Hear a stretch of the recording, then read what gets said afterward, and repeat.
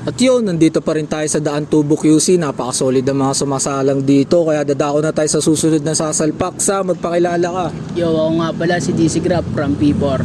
Yeah, maraming salamat sa pagpapaunlak. Sa sino nga pala naging influence mo sa pagra-rap? Si Dylan, yung mga rapper sa Project 4. Yeah, shoutout nga pala sa mga rapper sa Project 4. Kaya wag na natin patagalin to. Pakita mo kung sino ka. Salpak mo na yan sa... Yeah.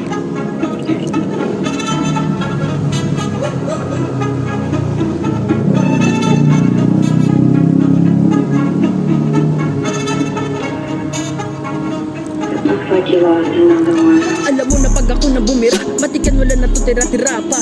Galing geto, tabel sa street, naka-ebisu. Mga mata sa'kin naka-zoom-zoom, kasi di kaya panisin. Mga mata sa'kin nakatitig, grabe manghata. Kaya mas lalo ko ginalingan, mga letra nagbabara, grabe hagupet. Kaya nahagip ka, panoodin mo ko paano maglaro ng mga letra. Hindi mo pa alam, wala sa forma ang galing, kundi na sa puso at isipan. Wag mo ko angasan, kundi mo ko kaya tumbasan. Kasi sa'kin tumba ka pag kumulit ka. Sanay ako lumagare, ikaw sanay ka lang naman magunat ng buto mo.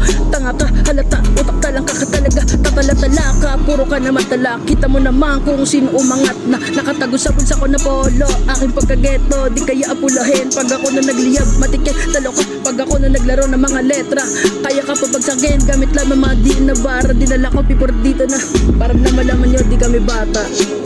Yeah. Napakasolid nun, may maraming salamat sa pagpapaunlak sa atin. Sa baka may gusto kong shoutout yan, i-promote na kanta. Shoutout sa pamilya ko, tsaka kay Prince, nagturo sa akin mag-rap.